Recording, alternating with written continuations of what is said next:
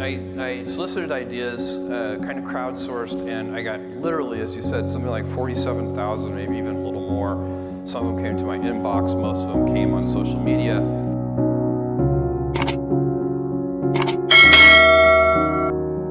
And I read through thousands and thousands of them. My office kind of correlated them all and put them into buckets. And there were some themes that emerged.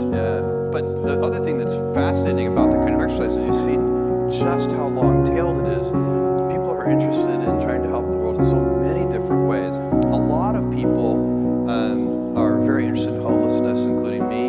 A lot of people are very interested in education of all kinds. I'm very interested in early education, and I made the apple doesn't fall far from the tree. My mother has become, in running the Bezos Family Foundation, she has become an expert in early education. I'm a student of Montessori schools.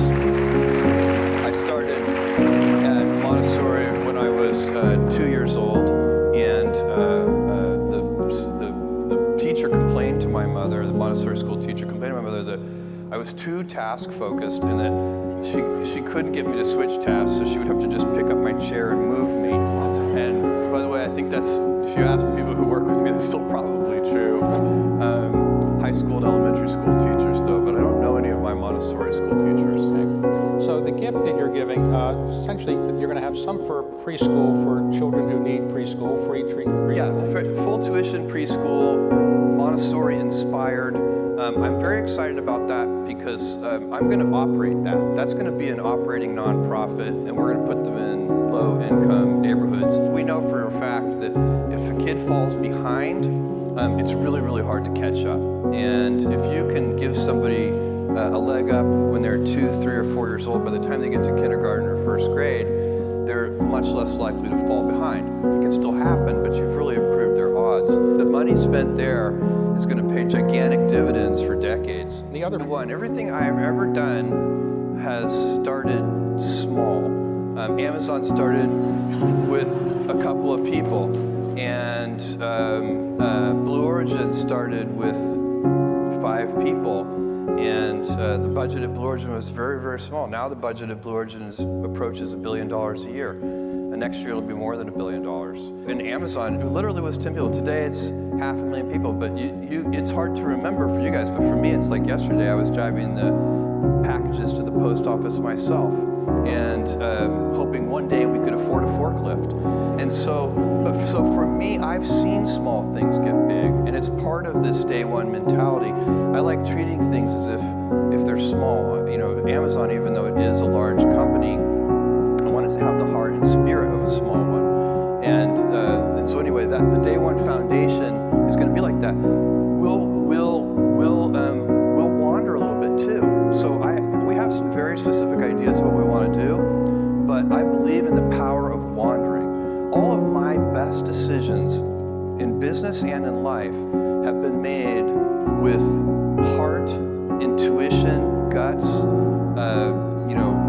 not analysis. When you can make a decision with analysis, you should do so. But it turns out in life that your most important decisions are always made with instinct, intuition, taste, heart. And that's what we'll do with this Day One Foundation too. And the customer is going to be the child. This is so important because the secret sauce of Amazon, where there are several principles at Amazon, but the number one thing that has made us successful by far is obsessive, compulsive focus on the customer as opposed to obsession over the competitor.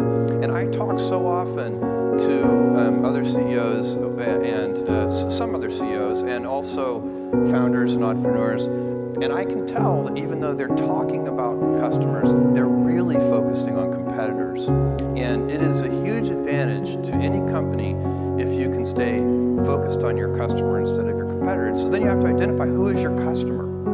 So at the Washington Post, for example, is the customer the people who buy advertisements from us? No, the customer is the reader. And in the school, who are the customers? Is it the parents? Is it the teachers? No, it is the child. And that's what we're going to do. We're going to be obsessively, compulsively focused on the child. We're going to be scientific when we can be, and we're going to use heart and intuition when we need to. When you